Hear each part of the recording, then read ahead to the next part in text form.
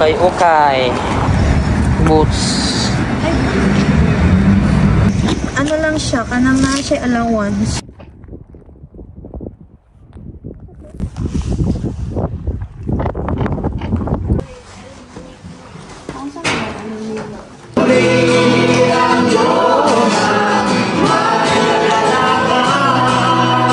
Ngayong araw mga kabayan ay rest day ko pala at wala akong pasok.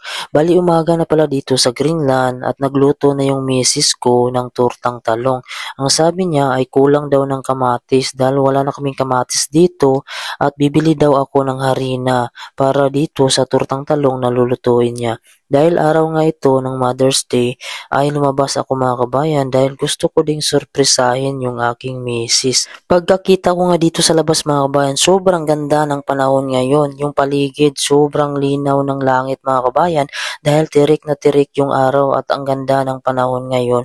Pagka ganito mga kabayan, sarap gumala. Ngayon mga kabayan, samahan niyo ako at pupunta tayo ng grocery. Kaso bago tayo pupunta ay na-flat itong tire ko mga kabayan kaya kailangan ko munang pahanginan. Mabuti nga mayroon akong portable dito na pangpahangin dahil magpapalit na kasi kami ng summer tire next week kaya hindi ko na siya pinalitan ng tire. Tuwing summer kasi mga kabayan at winter ay kailangan mong palitan yung gulong at ito na nga ay nakarating na tayo dito kung saan bibili tayo ng kamatis at saka harina. Bali maghahanap din ako dito kung mayroong mga bulaklak na tinitinda dito ngayong panahon ng Mother's Day. Sa tingin ko marami dito ngayon dahil mga kabayan pag Mother's Day dito ay nagsiselebrate din sila dito at nagbibigayan din sila ng bulaklak sa kanilang mga asawa. Kung napapansin nyo, yung paligid natin ay wala na siyang snow at sobrang linis na tingnan. Ito na nga mga kabayan at nasulob na tayo ng grocery store. Medyo malaki-laki din itong grocery store at may nakita na tayo ditong kamatis at mayroon na ding harina dito na nakita natin. Minsan, madalas ko ditong tina-translate mga kabayan kasi minsan ay nakasulat siya sa Danish. At dito, tumitingin-tingin din tayo dito ng magandang bulaklak. Kasi minsan mga kabayan, wala ditong mga fresh na bulaklak. Sa ngayon, mayroong fresh na bulaklak mga kabayan ang nakarating dito. Pero itong mga bulaklak na ito ay hindi ito dito sa Greenland.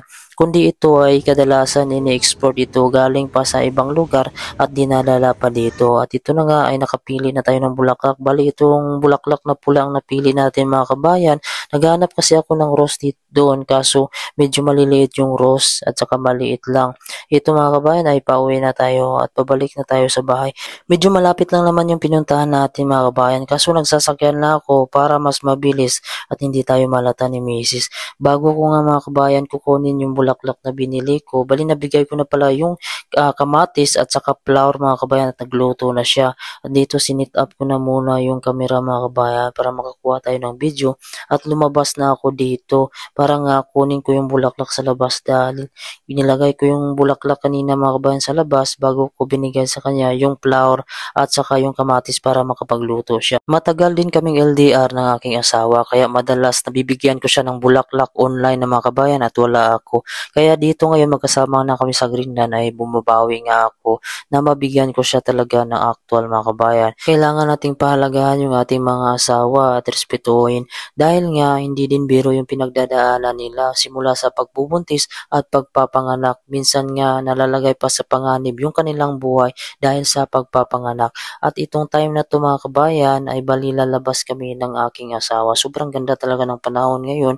Clear na clear yung langit mga kabayan at tirik na tirik yung araw. Kaya kayang-kaya lang namin dito yung lamig. Bali pupunta kami ngayon sa simbahan para naman ay makapagpasalamat kami sa Diyos. Sa relasyon kasi kahit magjowa o mag-asawa man kayo ay kailangan maging sentro nyo talaga yung Panginoon dahil kahit anong mga pagsubok ang dumating sa inyong buhay magiging matatag kayo mga kabayan dahil yung Diyos ay hindi naman kayo pababayaan at hindi naman kayo bibigyan ng mga pagsubok pag hindi nyo makayanan.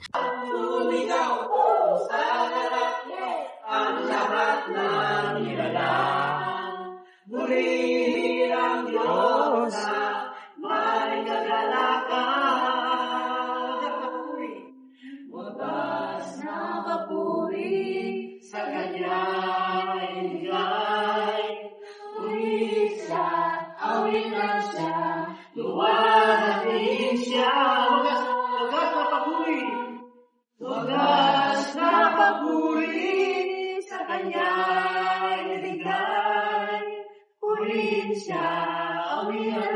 Kuwari, napagod tayo ng Sunday, pwede naman kayo hindi pumasok. Which is yun ang gagawin ko. Kasi sa nagawin na ako. Wala akong holiday. Pagkatapos namin magsimba ay pumunta kami dito kung saan mayroong mga gamit na naka-display dito.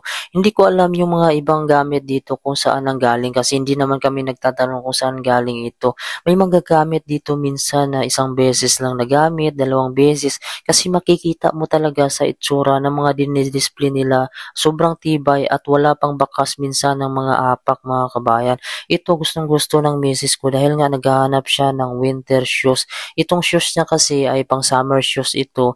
Bali wala siyang winter shoes mga kabayan. Pag sa winter mo kasi bibilin ay sobrang mahal na. Pag ganito palapit na yung summer ay medyo mura na siya. Kaya ito na nga ay ginawa na lang misis ko si nakita niya sobrang tibay at hindi pa gaanong nagamit. Sabi nung binintahan namin ay 2 beses pa lang daw yung nagamit.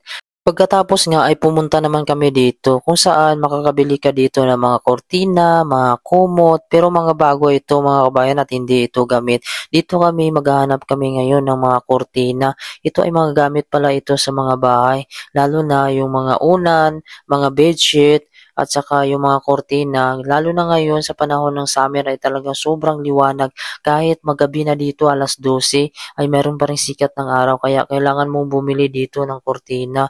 Medyo marami-rami din kortina dito kaso medyo may kamahalan lang talaga yung presyo nila dito. Kaya nag-ikot-ikot ako dito mga kabayan at naghahanap tayo dito ng medyo murang gamit na magagamit natin pangtakip doon sa ating bintana. Yung misis ko kasi ay hindi siya makatulog kapag mayroong sikat ng araw. Ako naman ay walang problema kahit madilim o maliwanag ay nakakatulog pa rin ako. Dito na nga ay nag-ikot-ikot kami at gusto ko nang maghanap dito ng kortina kung ano yung mababagay doon sa aming bintana dahil medyo malaki yung bintana namin. Ito yung presyo na sa 229 kroner at mayroong siyang iba't ibang kulay dito. Medyo makapal naman siya konti at pwede na din siya pang takip doon sa bintana namin. Dito naman ay naghanap ako dito. Medyo makapal ito kasi medyo makapal din yung presyo niya. Nasa 349 siya at medyo mahaba siya. Yung bintana naman namin ay mahaba naman yung bintana namin pero itong kortina to ay aabot hanggang sa ilalim. Bali sa bahay na tinitirahan namin mga kabayan ay wala pa naman kami ibang nabibili dahil nung dumating kami ay meron namang bagong mga bedsheet, mga kumot, una na binigay sa amin yung aming company. Bali yung mabibili namin ngayon yung kortina pa lang. Ang sabi naman ng aming boss mga kabayan o yung doon sa HR namin ay kung ano lang daw yung request namin ay pwede naman daw kami mag-request. Kaso medyo nahihiya na din ako mga kabayan kasi medyo mura lang naman yung bayad namin sa bahay at yung mga gamit doon ay kumpleto na. Bali itong kortina na lang, kami na lang yung bibili muna. Pagkatapos naman namin ay dinala ko dito si Mrs. sa gilid ng dagat kung saan mapapansin nyo sobrang ganda dito ng view.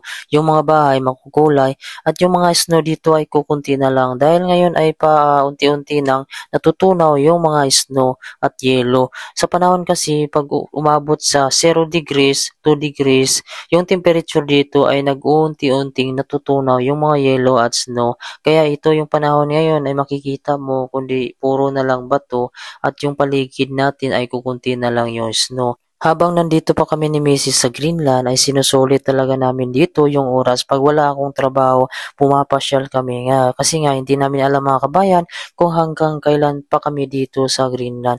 Dahil yung panahon mga kabayan ay hindi natin masasabi talaga kung gusto na nating magpurgod sa Pilipinas kapag may ipon na tayo. Sa sobrang gala nga namin mga kabayan at nilamig na din kami sa labas ay nagutom kami ni Mrs. Kaya nga dumaan kami dito sa nag-iisang mall at nag-order kami dito sa fast food ng shawarma at saka fries. Dito sa Greenland, wala kasi ditong Jollibee, walang McDo, walang Inasal. Kaya yung mga pagkain dito mga kabayan, kadalasan dito ay yung mga fries, burger, at saka shawarma. Pagkatapos namin kumain, ay umuwi na kami agad ng bahay at tinesting namin itong kortina na nabili namin. Dahil itong araw na ito mga kabayan, gabi na ito, nasa city na ito ng gabi at maliwanag pa rin sa labas. Hanggang 12:00 ito mga kabayan, maliwanag pa rin. Kaya ito mga kabayan, natlagay na namin yung kortina kaso medyo may sumisili pa sa gilid pero ma-adjust naman itong kortina sa gilid at medyo natatakpan na din dito yung liwanag. At dito lang mga kabayan yung aking video. Maraming salamat po sa laging panonood. Huwag nyo na po kalimutan i-subscribe ang aking YouTube channel. Maraming salamat at ingat po kayo palagi and God bless po.